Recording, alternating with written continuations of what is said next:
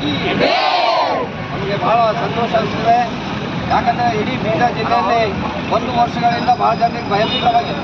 ಯಾಕಂದರೆ ಯಾವಾಗ ಇವರನ್ನು ಹಿಡಿತಾರೋ, ಯಾವಾಗ ಬಂಧಿಸ್ತಾರೋ ಎಂಬ ಭಾವನೆ ಇತ್ತು. ಆದರೆ ಇವತ್ತು ಬೀದರ್ ಜಿಲ್ಲೆಯ ಭ್ರಷ್ಟಾಧಿಕಾರಿಗಳ ಜೊತೆಗೆ ನಮ್ಮ ಔರಾದದ ಒಂದು ಟೀಮ್, ವಾಷಿಂ ಪಟ್ಟಣ ಟೀಮು ಇವತ್ತು ಆ ಕಳ್ಳರನ್ನು ಹಿಡಿಸುವಂಥ ಒಂದು ಯಶಸ್ವಿಯಾದಂಥ ಕಾರ್ಯಕ್ರಮ. ಇದು ಎಲ್ಲರಿಗೂ ಒಂದು ಆದರ್ಶವಾದಂಥ ಕಾರ್ಯಕ್ರಮ, ಒಂದು ಮಾಡೆಲ್ ಕಾರ್ಯಕ್ರಮ. ಇಡೀ ಕರ್ನಾಟಕ ರಾಜ್ಯದಲ್ಲೇ ಒಂದು ವಿನೂತನವಾದಂಥ ಒಂದು ಶಕ್ತಿಯನ್ನು ಇವತ್ತು ನಮ್ಮ ಪೊಲೀಸ್ ಇಲಾಖೆ ತೋರಿಸಿದ್ದಾರೆ. ಹಾಗಾಗಿ ಇಡೀ ಔರಾದ್ ನಾಗರಿಕರು, ಎಲ್ಲ ಸಂಘ ಸಂಸ್ಥೆ, ಪ್ರಗತಿಪರ ಎಲ್ಲ ಬುದ್ಧಿಜೀವಿಗಳು ಇವತ್ತು ಅವರನ್ನು ಗೌರವಿಸಿ ಮತ್ತೆ ಒಂದು ಶಕ್ತಿಯನ್ನು ಕೊಡುವಂಥ ಕೆಲಸ ಇವತ್ತು ನಮ್ಮ ಔರಾದ ಎಲ್ಲ ಬಾಂಧವರು ಮಾಡಿದ್ದಾರೆ.